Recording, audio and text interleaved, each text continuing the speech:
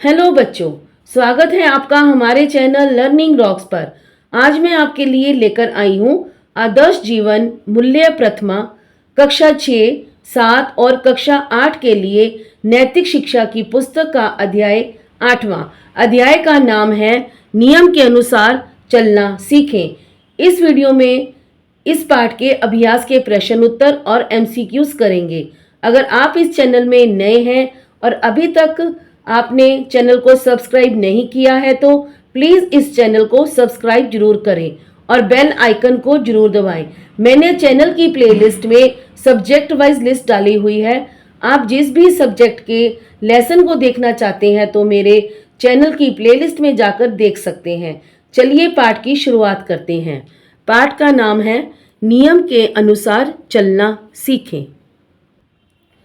पाठ 8वां नियम के अनुसार चलना सीखें के अभ्यास के प्रश्न उत्तर।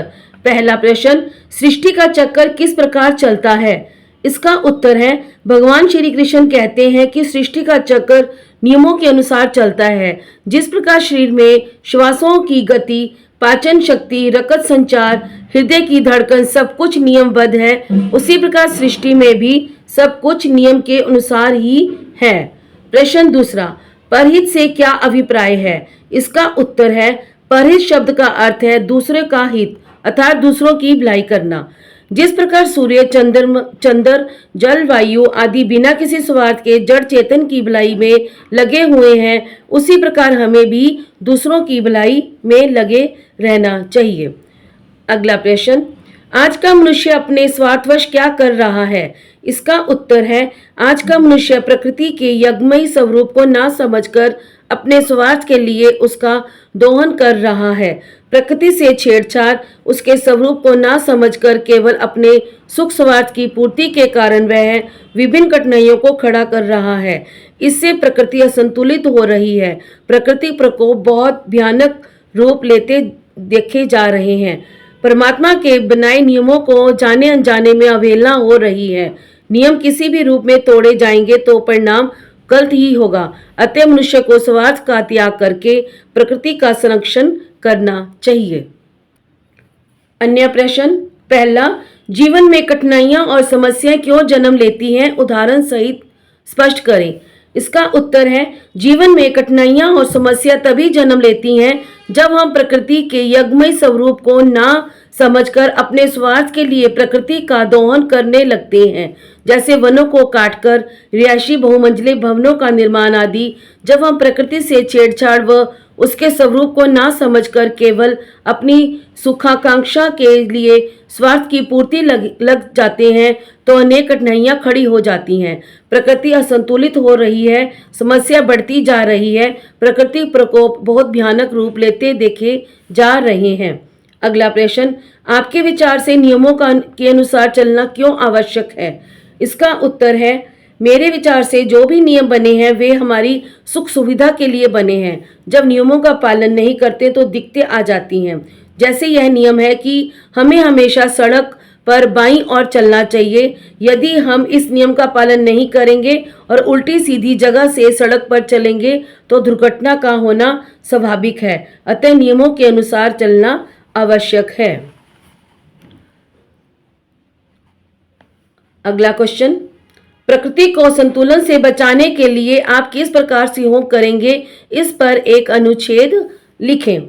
इसका उत्तर है भूमि पर बहुमंजिले भवनों का निर्माण, वनों को काटकर रिहायशी नगरों का निर्माण, वनों का दोहन, नदियों के जल व वायुमंडल के प्रदूषण आदि से प्रकृति दिन प्रतिदिन असंतुलित होती जा रही है। इसके दुष्परिणाम हमें भूकंप, सुनामी, लाइलाज बीमारियों के रूप में देखने को मिल रहे हैं। यदि हमें इनसे मुक्ति पानी है तो प्रकृति में संतुलन बनाने का प्रयास करना चाहिए। प्रकृति के संतुलन हो जाने पर हमें उपरोक्त समस्याओं से छुटकारा मिल सकता है।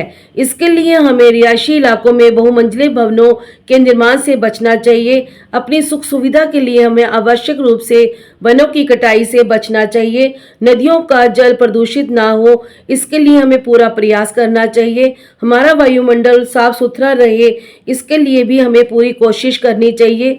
यदि हम ऐसा करते हैं तो हम प्रकृति को असंतुलन से बचा सकते हैं।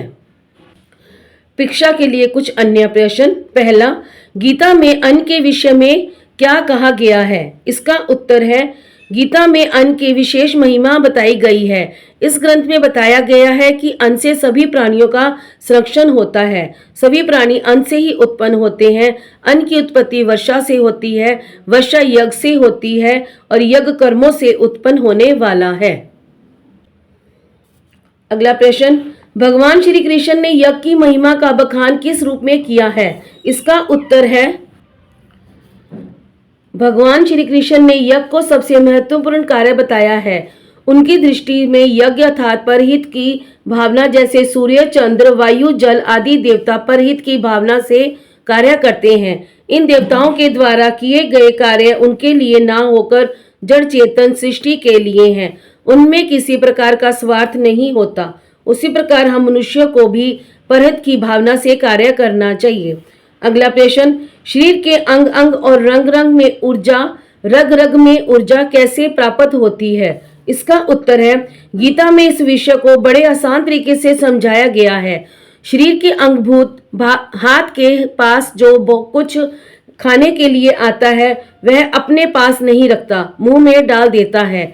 मुंह में आते ही दांत अच्छी तरह चबाकर पेट में भेज देते हैं। पेट विश्लेषण करके कचरा बाहर निकाल देता है और उपयोगी तत्व का रक्त बनाकर फेफड़ों के पास भेज देता है। फेफड़े रक्त को शुद्ध करके हृदय धमनियों में भेज देते हैं। इस प्रकार शरीर के अंग अंग और रग रग को ऊर्जा प्राप्त होती है। ये थे अभ्यास के और कुछ अन्य महत्वपूर्ण क्वेश्चन। अब हम करेंगे इस पाठ के बहुविकल्पीय प्रश्न उत्तर। पहला, गीता के अनुसार सभी प्राणी किससे उत्पन्न होते हैं?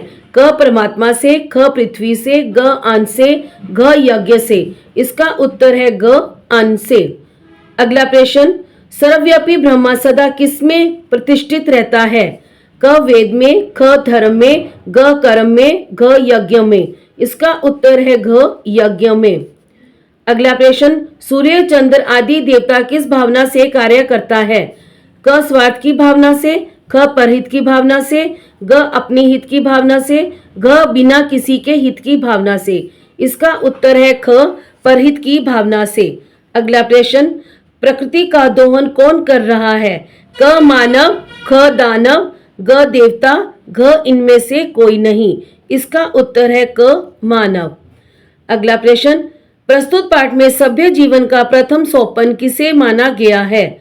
क नियम को, ख परहित को, ग स्वार्थ को, घ यज्ञ को। इसका उत्तर है क नियम को। अगला प्रश्न, शरीर में रक्त को शुद्ध कौन करते हैं? क पेट, ख मुंह, ग फेफड़े, घ धमनियां। इसका उत्तर है ग फेफड़े।